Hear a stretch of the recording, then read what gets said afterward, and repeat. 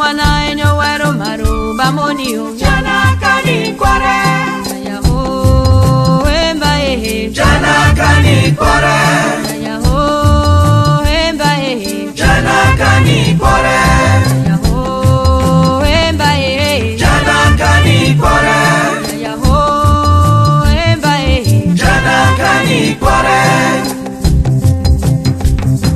jana kani kware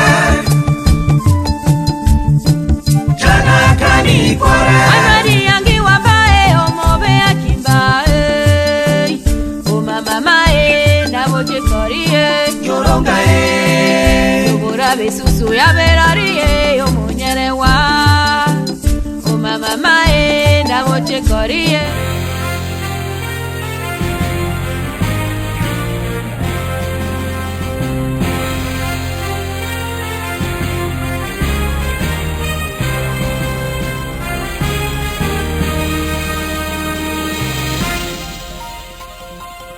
You are watching National Telegraph, the pinnacle of concise, objective and investigative reporting.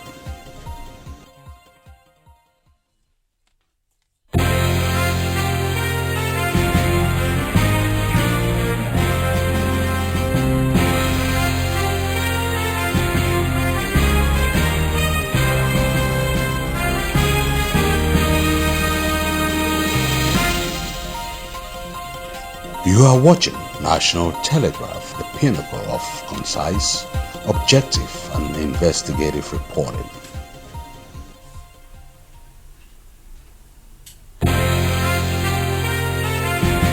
Hello, welcome to National Telegraph Television. I'm Eric Tato in Washington. Today we're having a very special interview and we'll be talking about a very special event that is coming up in New York on the 20th of September. That's just in a few days. And of course, to talk about this with me in the studio is Jessie Etambi. Jessie, welcome to our studio. Thank you very much, Eric. Fellow comrades and Ambazonians, it's a pleasure to be here, and I'm honored to have been invited to your show to further inform our people of the plans that we have to continue to fight for our struggle.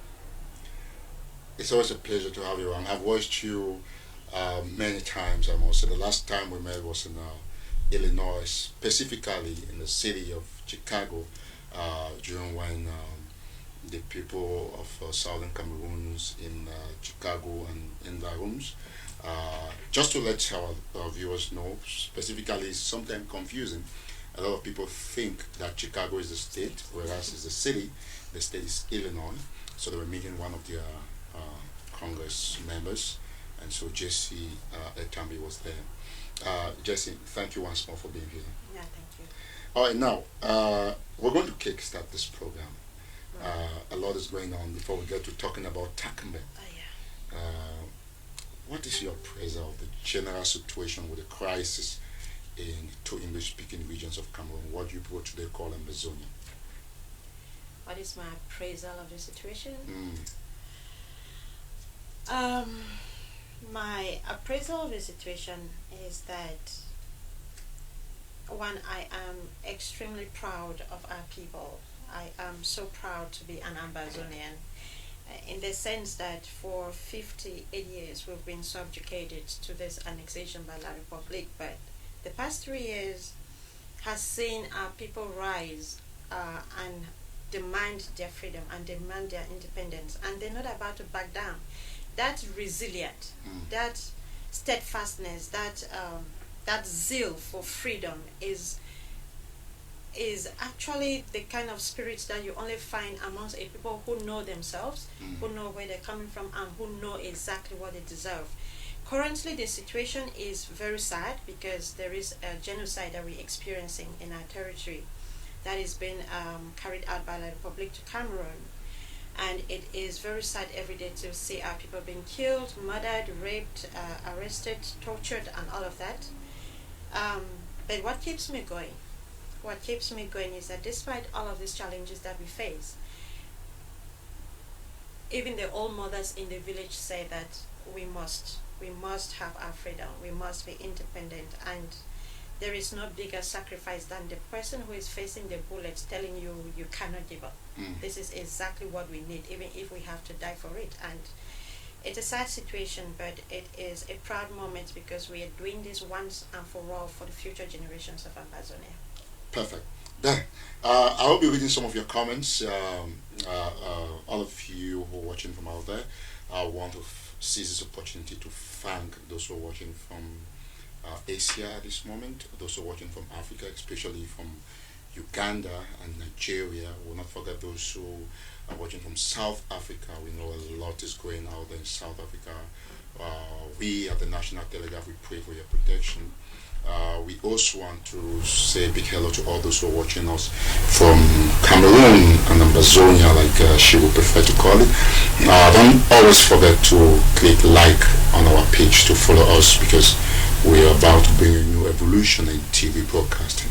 With that said, do you think, Jesse, that the Ambazonian women, like you want to call it, have contributed their own quota to the sensitization of this ongoing course for freedom that two English-speaking regions are fighting at this time? Oh, absolutely, without a doubt, and that's not just because I'm a woman. It's because if we go back as far as the injustice on our people, and that is why we have the word Takumbeng today, it just did not start the past 3 years. It's always been there, and it's always been there to fight for injustice, to ensure there is peace within communities, and just like they fought for that peace and justice within communities, throughout the struggles for peace and liberation and development and freedom within our territory, even in those days of multipartism, the Takumbengs were there, the women were there. When the killings stood up, when the killings were above board in 1992, the women came out, and the Takumbeng came out and they put a stop to it. And as far as the struggle is concerned, and now I'm talking about us, the newer generation of fighters who've just probably gotten engaged in the struggle the past 3 years or so, I am extremely, extremely proud of our women. Our women have not been shy. From the word go, our women have been in the struggle. They have stood up. They have refused to hide behind curtains and hide in the kitchen and let the men go out and fight for our freedom. That's because today the women understand that if we are actually going to achieve the freedom that we crave for, the freedom that we deserve, they have to be part of that struggle. There is never any successful revolution without a situation where women are fighting side by side with men. And this, if you look at all the successful revolutions before, you would see women fighting alongside men. That happened in what happened in France again decades ago. Even recently in Sudan. In Sudan, women played a central station in South Africa. Women played an extremely crucial part in the freedom of black South Africans, and that is no different with Ambazonia. And if there is anybody that had a doubt as to the role that women have played in the struggle, I am sure that the turnout of women on 22nd of September 2017 puts those doubts to sleep. Because our president, President Sisko, called out the women to come out and lead this global protest, and they came out from all villages, all towns, all cities in the diaspora. I will tell you, that was one of the days when I have never felt prouder to be an ambassador. Did you also come? Where were you then when the self-proclaimed president of the Federal Republic of Ambazonia, your president, Sise Kwayo Tabechilios, who is now facing serving a life jail in the maximum security prison currently in the capital of Cameroon, when he called that global protest on the 22nd, did you come out? Where were you? Yes, I did come out, and I was in South Africa when the president of the Federal Republic of Ambazonia, who is not self-proclaimed by the way, did come out and call What for do you us say is to- not self-proclaimed? We'll come to that. Let's just stick to the issues right now. Okay, We can have a I'll just, discussion around that. I'll just saying. I was in Johannesburg, South Africa at that time, and of course, yes, I did. I came out in my Takumbeng prescribed attire, the white cloth, which will be wearing. Because on the our 20th. graphic designer is just issuing a short apology that there was supposed to be a question mark after New York, but that's okay. He's surely going to fix it. Just to let you know. Thank you. Go ahead, Oh, Jesse. that's okay. Sorry for the interjection. No, that's fine. So, of course, we came out, and I am so proud that that was the first time that we've ever had to do something like that in South Africa as Ambazonians. And the women were unbelievable. We came out in unbelievable numbers as women on that day. And that was a proud moment to see that our women were not shy. I remember one of the most significant pictures that constitute this Takumbeng story before we come to defining what is Takumbeng was one old mother. She's now of blessed memory. Yes. Who, you know, if they can bring us the old mother, I remember her very vividly. She was pretty very positive about. I mean, as old as she was. Yes. And we're sure we're going to get that picture soon. The technician will work on bringing the picture to the screen. I think we have the picture here. Yeah, I think so. The old mother. She was so committed and all of that. Now, what is Takumbeng for those who are watching who are not Ambazonians? How can you describe it? Okay, for first of all, most Ambazonians, let me not say most, some Ambazonians also do not really understand what Takumbeng is. So for their benefit and that of non-Ambazonians who are wondering who these women are, Takumbeng is basically a secret society of women that are out to ensure that there is peace and justice within their communities and within their nation. That is what it is, but it is in the cultural traditional sense. And they have a cultural traditional way of going about things. So it is not just a word that is thrown about, it is a word that is linked. If you even read about Takumbeng, if you Google Takumbeng, it is linked to Ambazonia. It is not linked to any other people in the world. That word is ours, it is our mothers, and those of us now as the new generation of mothers have owned that word to describe us because we are out for peace and justice. When in you our say it's territory. linked only to Ambazonians, Jesse, sometime ago at the U.S. Congress, a group of other women was dressed, Yes. because I understand that you guys have predominantly you dress white garments and red cloth, the scarves always white. But a group of women who probably do not assume the identity of the Ambazonians, like you put it at the Congress, where they dress as Takumbengs. How did you see that? And you say it's predominant. It's one of those tricks that La Republic put in place in order to manipulate the international community. Because we made such a huge impact as Takumbengs on the 22nd of September 2017, they've been trying to find a way of neutralizing But that impact. the ladies who were involved, Are they were not not necessarily Ambazonians. they were not Ambazonians, but they were not necessarily La Republique in the sense that you're trying to put. Would you not want to instead say that they were probably enjoying the Takumbeng? Oh no, I wouldn't say that because they were not Ambazonians. So first of all, they do not really understand the notion of Takumbeng. Second of all, they know that once you're dressed in that attire like we did and came out massively on the 22nd in New York, when you go out there is an instant recognition as these are those women that came out on that day and these were their issues. So they now dress like that in order to first of all create an impression that they are us. So that is misrepresentation. He says they were imposters. Is that what you're trying to say? Absolutely, they are imposters. Would you refuse Ghanaian from wearing an Ambazonian No, t-shirt? I would not. But what will happen? What will happen is, if you are trying to dilute our message of freedom, that we are selling to the international community. And then you then impersonate our identity in order to sell that message. And then you are an imposter. There is no other way about it. Why do you have to deny your own identity? Why do you have to impersonate ours in order for your message to be heard? That is because of the impact that we've created. We've created an identity for ourselves. That identity sells itself. And you feel like you cannot sell your contra message unless you pretend to be us and go sell something that we do not stand for. And yes, Takumbeng is not just about the dressing.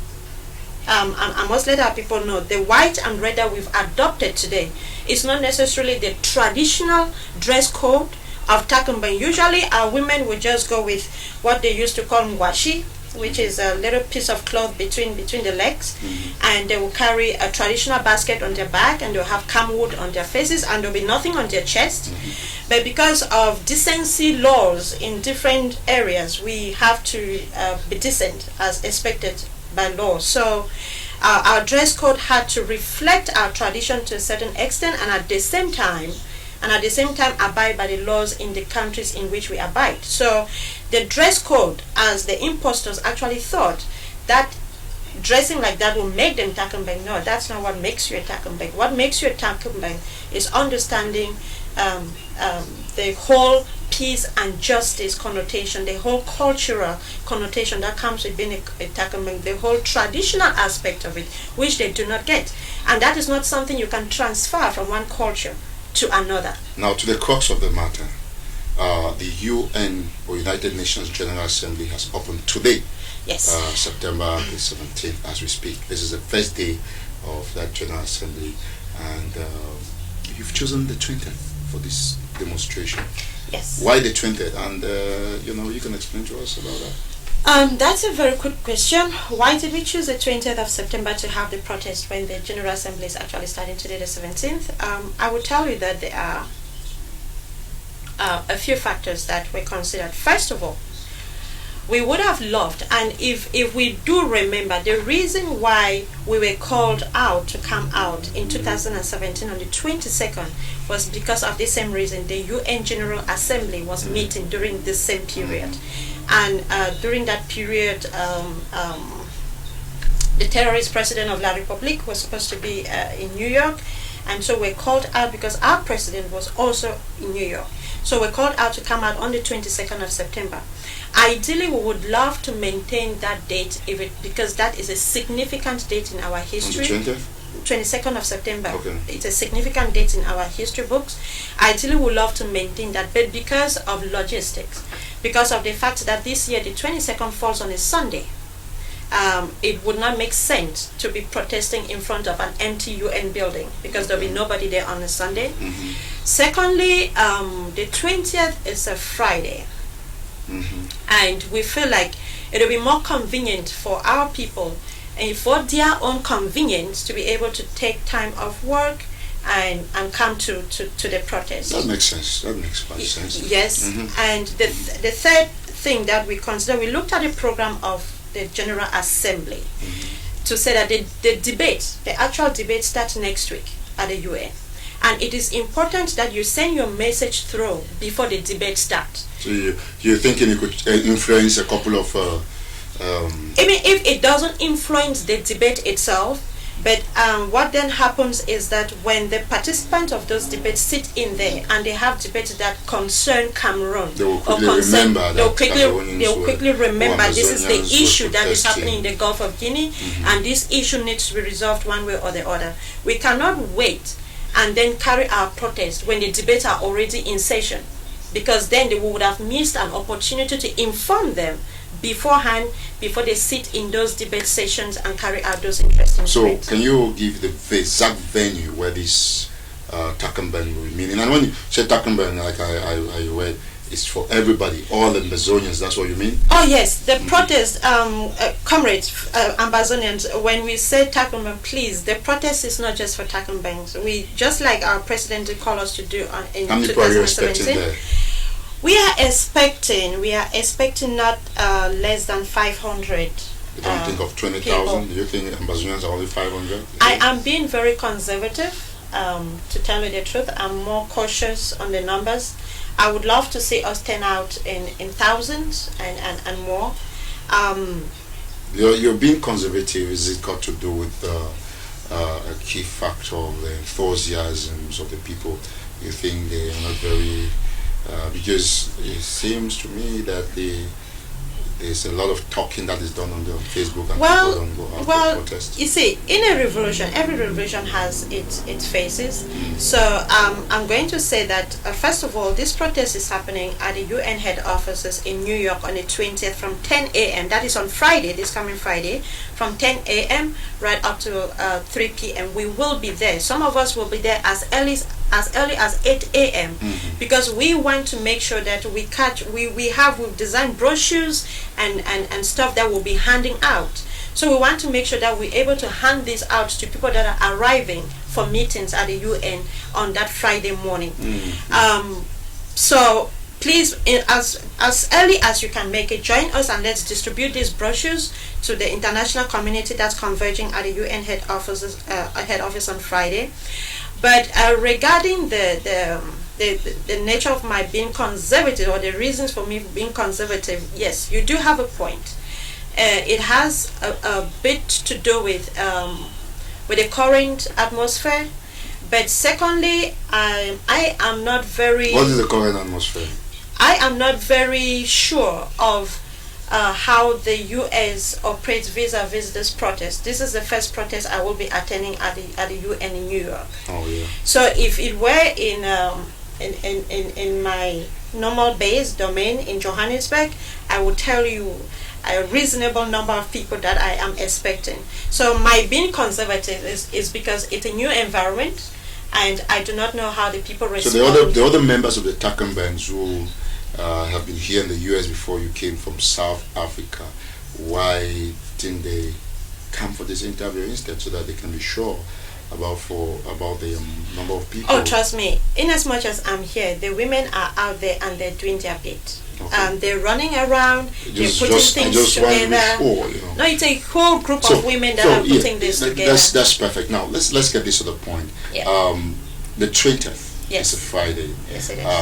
What is the venue? Let me get to the venue before I ask this other question. If you want to look it up, maybe if you have. Yes, please. I think we check with the. I'll check with the technician. I think let's get one of the flyers and look it up.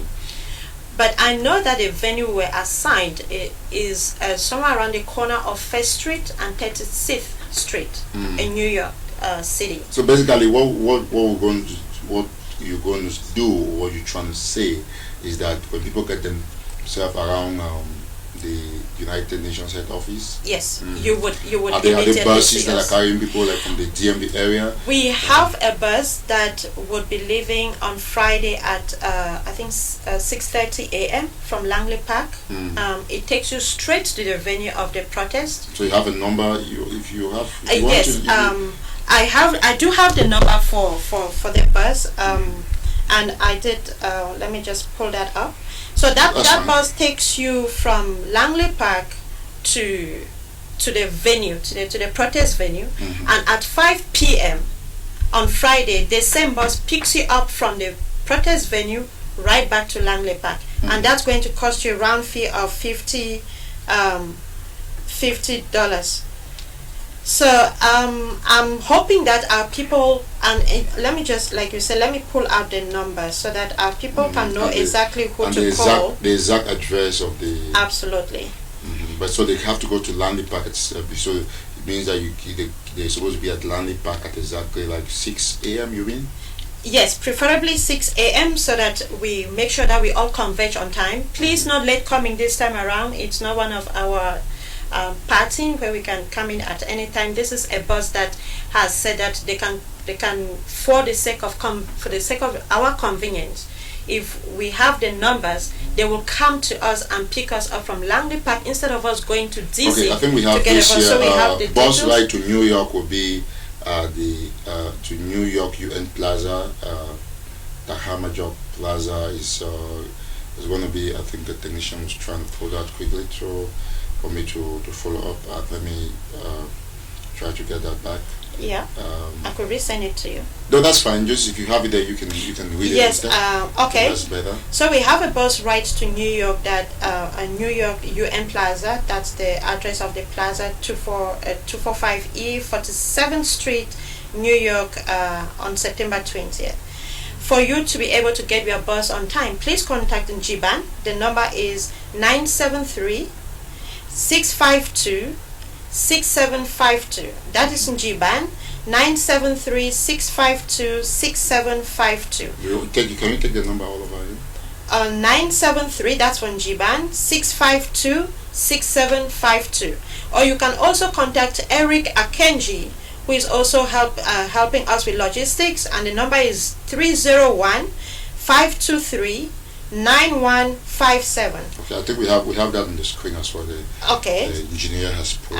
Or you can contact, in this case, since we are on National Telegraph and Eric is hosting us on the show, if you're not sure or if you get the numbers mixed up, please, you can reach out to him. Of course, we will be happy to give directions. That's part Absolutely. of our job as journalists. We're happy to help. That. You can always contact us. Our numbers are there on our site. Yeah, we appreciate that. So I'm hoping to see if we have people that fill in more than one bus, we will make provisions for other. We have standby vehicles. Make provisions for those to be able to ferry our people, and all Ambazonians. I am really appealing that. I know that we have busy schedules. I know that we have things planned for the weekend, but think of our people that are being killed every day. Think of our sisters that are being raped on a daily basis. Think of the young men who are being shot for simply being young Ambazonian men. Think of our families, young mothers, pregnant women that are sleeping in bushes because their villages, their homes have been burnt down. And at the same time they cannot go home because the Republic military is still loitering around looking for them to kill. So if this means anything to us, if this suffering of our people means anything to us, if the killing of our people means anything to us, there is no reason why we should not be in New York on the 20th. And this is a special appeal to our mothers. We came out 2 years ago, and we made a statement that shocked the world. That problem has not been resolved. If anything, it's gotten worse. We cannot afford to sit in our houses. I am begging you, whatever it is you need to do. If you need to take the kids to daycare, please do. If you need to take permission from work, please do that. Our leaders have also just been sentenced to life imprisonment. I do not know of any other opportunity that our people can be waiting to go out to the international community and protest this injustice. This is our one shot to show the world our displeasure, our pain, our tears, and the blood that is being shed of our families back home. No, I'm going to try not to cry, okay. Eric. Because one of your pictures, you cried, one of your Takumbeng pictures. I understand. Now, let me get you out of that emotions, and let's look at this. And there's another event coming up on the 22nd, 1st and 22nd. 21st. Yes. I think so. It extends to the 22nd. Absolutely. So what's that? Okay, so we thought as Takumbengs, we thought that it makes a world of sense for us to go to the international community and protest these injustices and protest the genocide that our people are facing. But we felt that we have to honor the fallen. It is our duty as mothers. I mean, all of us have seen videos where mothers have had to be the ones to bury people that have been killed in communities, because all the men and young men have fled, or they've been arrested, or they've been killed. And we are here in the diaspora. No matter how much we cry and we feel the pain that they feel, we do not physically face these challenges. And the very least is to honor those that have gone before us, those that have given their lives for the struggle. And so we thought that it would make sense for us to have a vigil night. That is a night where we mourn our fallen heroes that have fallen from since 1962, because that's when they started killing our people. Right. We have to mourn the fallen. We have to be in solidarity with our suffering masses, with our suffering mothers that have to bury the dead, take care of the You have sick, the and address? all of What that. address is that? The address for the vigil night is 14900 Switzer Lane in Laurel. That's in Maryland. That's in Maryland. And again, if you are not so sure where that address is, please just check on one of our flyers that is on social media. You can contact National Telegraph or myself or Victorine Bolinga or Sister Kalesh or Njiban, or even the DMV coordinator Benedicta. You will get those details. Comrades, it's I heard someone say, why are we honoring the heroes when we are still in a struggle? And the question I asked is, why do you have cry die for one family member when the rest of your family hasn't died? You might as well just wait for everybody to die. Then you do one cry die. We have to appreciate this sacrifice. We have to mourn with the families that have gone through this pain. And I'm speaking like someone that whose family has had to go through this pain. So it's not something, it's a pain that we all face, and we have to mourn with them. We have to show solidarity. We have to show solidarity to our leaders who are incarcerated, to the thousands of young men and students, young girls that are in prison. There is no other way for us to show this. So on the 21st, so this is a continuation of the protest on Friday. The Saturday we're having a vigil night in Maryland on the 21st to honor the fallen, and the dress code for that Saturday is black. We are mourning. The dress code for for Friday during the protest, all the men are dressing in black because it is still a mournful event, and the women are coming out in the usual Takumbeng attire. Okay, Jesse, let's leave it there. We thank you for coming, but just before we go, we will give you an opportunity to give a last word to everybody who is sharing your ideology and is watching it out there, especially probably the families of those who have died, because you're talking a lot about celebrating the dead and all of those. So yes. Okay, there's a lot that can be said in the last few words, but what I want to say is, while we planning, I want to appreciate every single Ambazonian. I want to appreciate our people first of all for the fact that despite our challenges, our internal challenges that we face, we have kept the flame, we've kept the fight going, we've been resilient, we've not given up, and that is the spirit, because every revolution goes through phases. There are phases that are extremely challenging, that make people feel like, you know what, we might as well just give this up, but that is not us. We don't give up. We've never given up. For every single thing that we've fought for, we've never given up, and we are not about to give up now.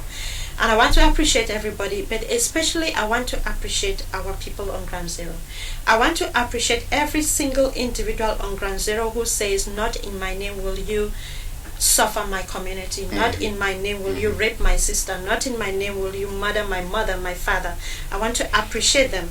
And then our leaders incarcerated, I want to appreciate our president and the leaders in detention, that despite having been given life sentences, the work they do is more than what some of us do out here.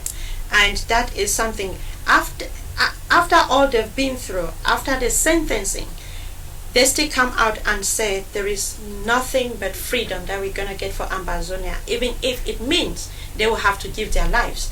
And there is no show of leadership, of sacrifice more than that. And just to end, I want to say, women, mothers, sisters, wives,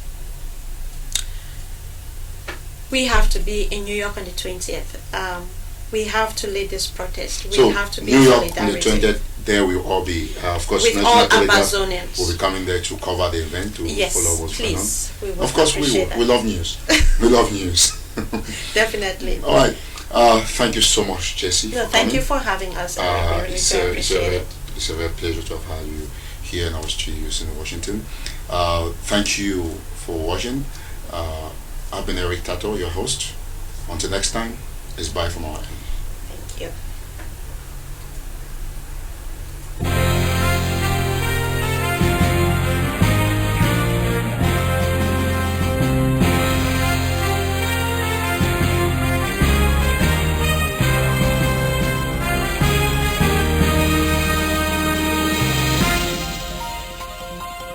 You are watching National Television.